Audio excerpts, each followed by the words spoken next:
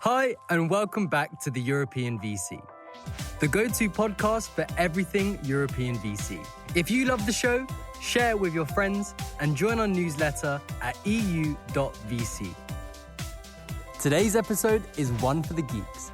We're happy to welcome Dmitry, general partner at Runa Capital in Berlin. He invests in cloud infrastructure, deep tech, and quantum computing. Dmitry has a PhD in physics, was a visiting researcher at the University of ULM and Max Planck Institute for Polymer Research in Mainz, Germany. Come and join us as we discover what the hell photonics are. If you enjoy our content, do support us by hitting the follow button, giving us a review, and following the European VC on LinkedIn.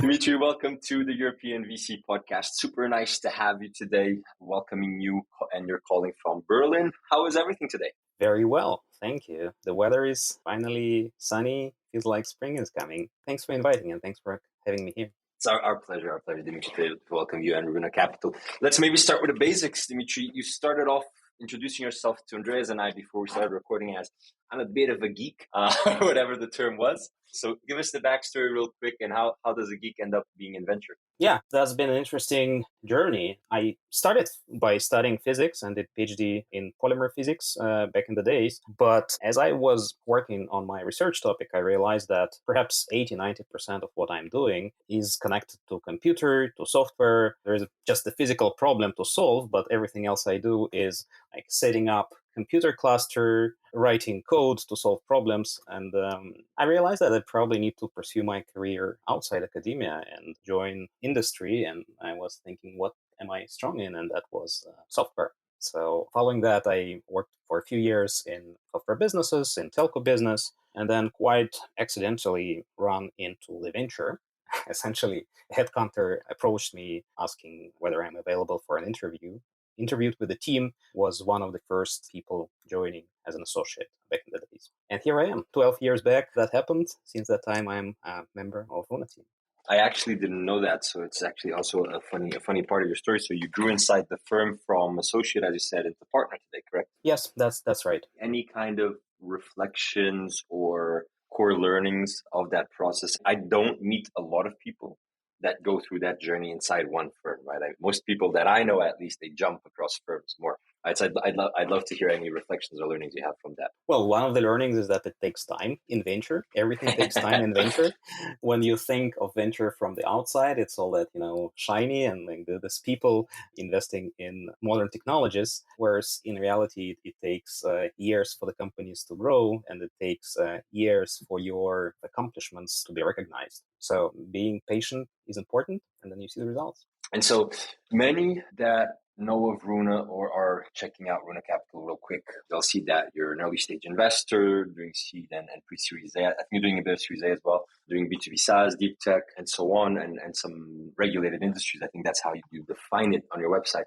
But you're actually super focused on deep tech yourself as an individual, and that's what you're passionate about. So I'd love to hear you just kind of do a quick intro of, why are you a deep tech investor? Why did you decide to dedicate your career to investing in this space rather than doing, B2B SaaS as some of your partners, or doing a marketplace or whatever other sector other people find exciting?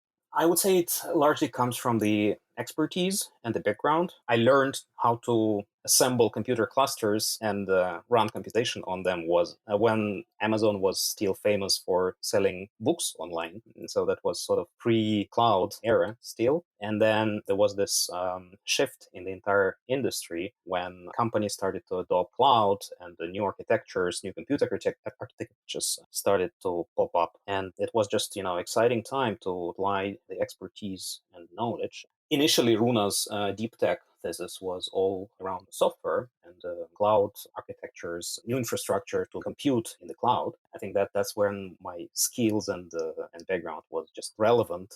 Right time, right place, I would say. And then now, 10 years later, you need to be focusing on something new. And that's how the deep tech thesis of Runa has been evolving. From doing deep tech and software, we went also adding new topic, deep tech hardware, like photonics, quantum computing, quantum sensing, things of that nature. As everyone can probably hear.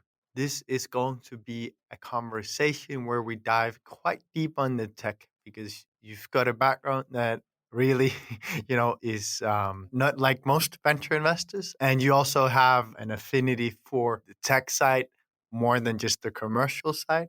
So for that reason, I have been really excited to dive into the topic of quantum computing with you. Because honestly, I don't know much, but I do remember reading Benjamin Walbus' blog post on it and why he's been saying no to most of the the startups that has come his way because he thought we're not there yet. But could you take us into the space of quantum computing and just make us try and talk to us as if we were your students back when you were a PhD student and had to explain to someone coming in from the street what is quantum computing and what is going to happen over the coming years? Okay, yeah, so quantum computing is a very exciting emerging area. Well, it has been emerging for the past 20 years, maybe.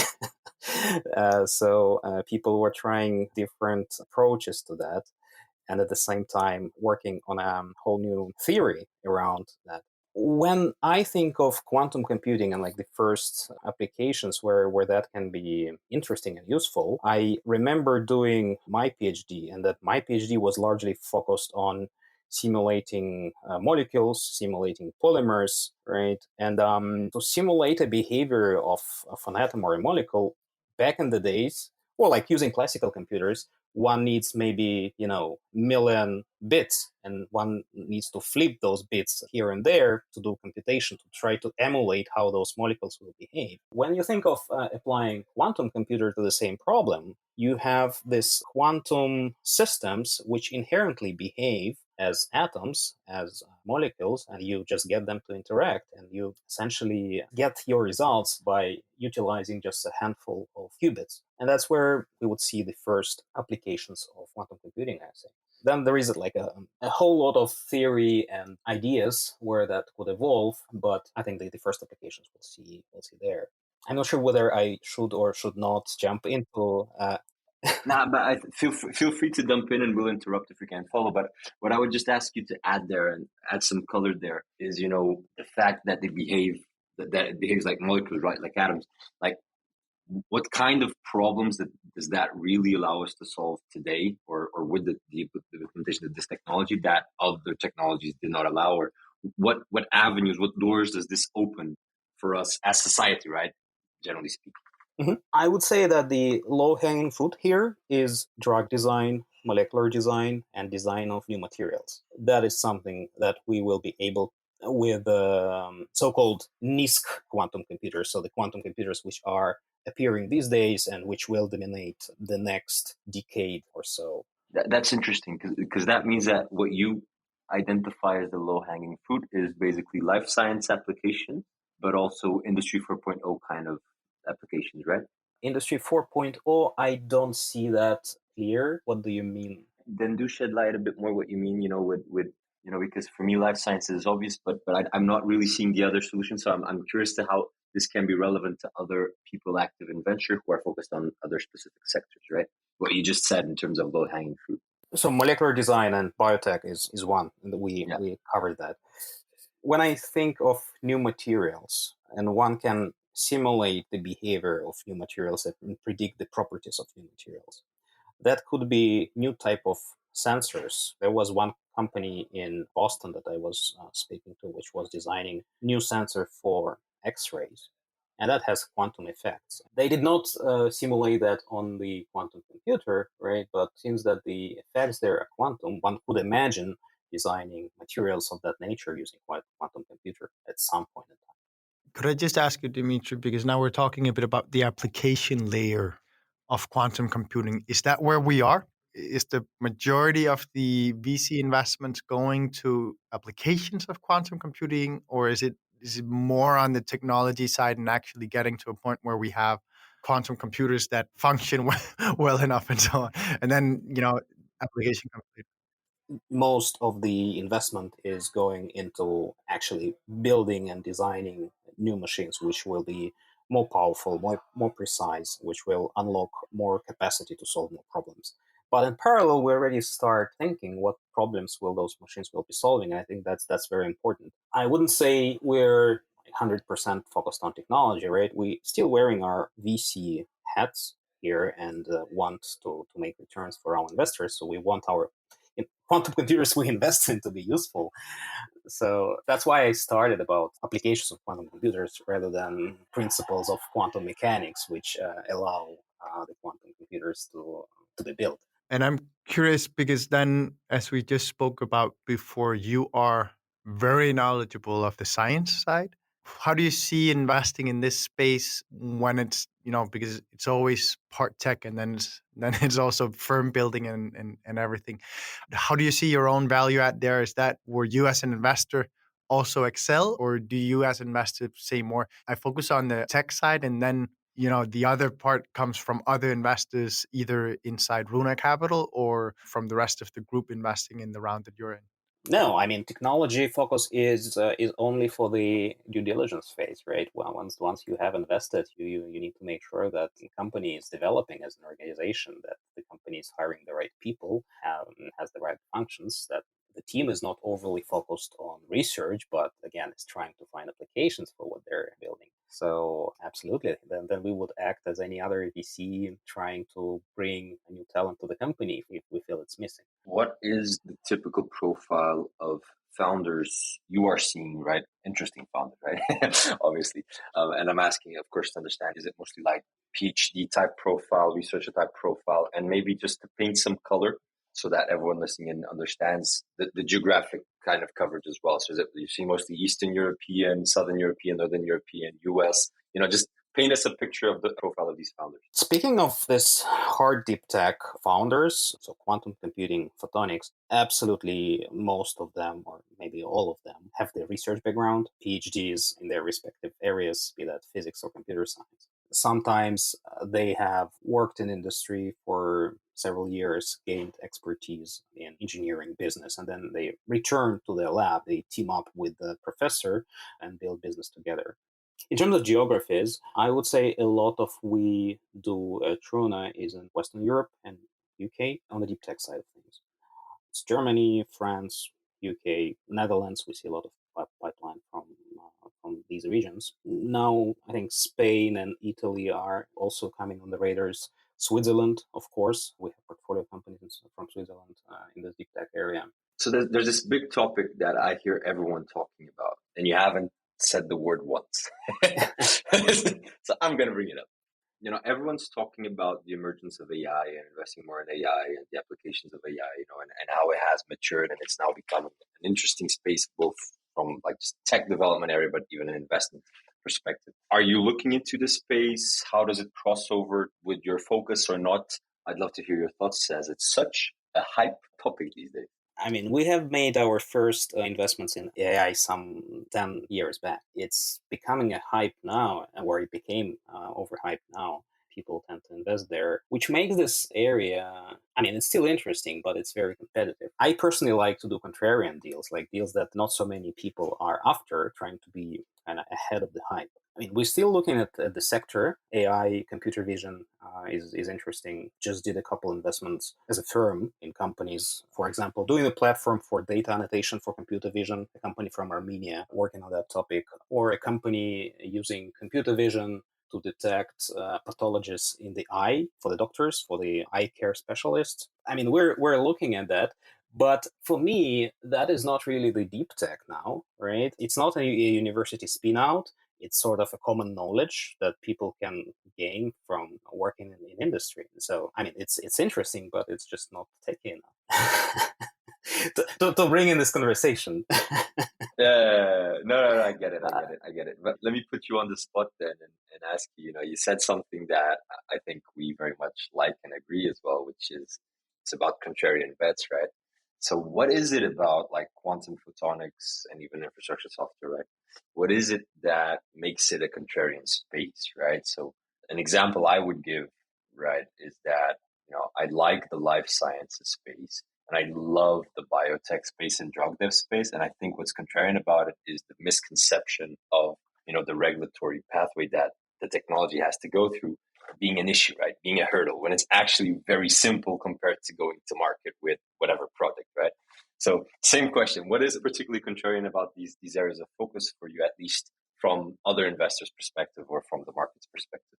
I don't think it's really contrarian in terms of the market perspective, because there is a view that quantum computing is going to emerge, that using photonics for data transmission, for calculations, for storing data is an interesting approach. There are university labs working on that, but there is a lack of expertise in the VC sector on one hand. On the other hand, those companies are founded by scientists. They're not speaking at every other conference, and you don't meet them often. So it's contrarian in the sense that, yes, people are thinking about it and think it's an interesting space, but for whatever reason, not much activity is happening there. I think it's just the lack of expertise among VCs. It's starting to change, right? And we see specialized VCs like, for example, Quantum Nation is very much focused on investing in quantum, and we have made a few co-investments with them. And I think, again, half of their team are PhDs in physics, and they know the subject, whereas that's not the case for many other firms. There's this really interesting topic that I've been surfacing a bit in the last couple of episodes, which is actually something that was first aired out in the All In podcast. Any listener that doesn't know what that is about, you have a bunch of very accomplished US investors talking about venture and the status of everything. And they came up with this very kind of interesting data, which is, investors that have performed, meaning DPI, right? So we don't have many of those, but investors that have performed recurrently and repetitively. And I don't really remember the amount of DPI there, but it was like a total aggregate amount above X, right? So significant return. They were all like commercial backgrounds. Like they're super like non-technical, like former traders, former bankers, super commercial. What I thought when listening to that episode was like, comparing that to the status of the market in Europe, especially in the early stages, where we had this emergence of more and more, first-time fund managers, most of them operators, many of them experts, super technical, right? And I actually do believe there's a role for these investors, but data seems to not back it, and it might be a matter of data scarcity or a matter of time, right? I'd love your comment to this very open question of, what is the role of super technical investors in venture versus super commercial investors in venture? That's an interesting question. I haven't seen that data, right? would be interesting. I think it's like pitch book data, and it's like people have returned more than $1 billion. Individual investors, so not firms, individual investors. I think it's like there's like 20 investors in the world. Obviously, I think all of them are in the US, right? Because time period. It might be the case. I just don't. Yeah, but so something that's interesting there, as an example, is that's historical data, right?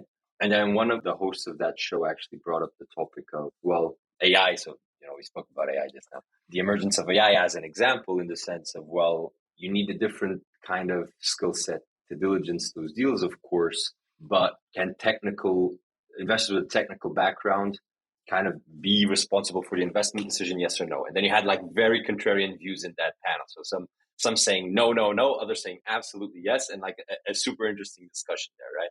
So I think that kind of paints an interesting picture in terms of the development of the industry, I guess, as well. Yeah, but look, if I think of our IC, have people of different backgrounds, and it's a joint decision, right, to invest in a company or not, and to make that decision, a partner needs to convince the entire investment committee, and there are people of different backgrounds. So I think the healthy mix here helps a lot, not to make crazy decisions. And again, technology is an important differentiating factor, right, for making the investment, for doing the due diligence, and then understanding how defendable the position of the business is. But in the end, it's about building the business. It's about building teams, growing revenues, and all those, boring things, which has to be done in every company, whether it's heavy technology or not. So fun you say the boring things, because to me it's the opposite, right? So that goes to show the difference between people. But Dmitry, let's get into our quick fire question round. That is quick answer questions, 60 seconds per one. Are you ready for it? Let's go. First question: what areas, technologies, or sectors excite you that most people around you don't really feel that excited about? We've spoken about quantum technologies. I think that is the frontier. I'm also excited about CRISPR and DNA editings and things of that nature. I don't understand much about it, but it feels another frontier. Second question, what are your top tips for emerging VCs across Europe who are currently fundraising? Tip 1, focus. Tip 2, focus. Tip 3, focus. What we've learned is LPs have their preference for certain areas and they look for a match. Right? If they find a match between your vision and what they're looking for, then it's a hit. Then you close. And final question, what is the most counterintuitive thing you've learned since you started in venture? I've learned that it takes time to build unicorn. Whether it's, for me as a young associate, that was very counterintuitive. Now I know that it takes some 10 years to build.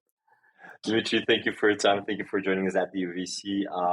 And hopefully we'll see you around in person in the tech conference in the future. Absolutely. Thanks a lot. Thanks for inviting. Thank you for listening to this episode of the European VC, the go-to podcast for everything European VC. If you love the show, share it with your friends and join our newsletter at eu.vc.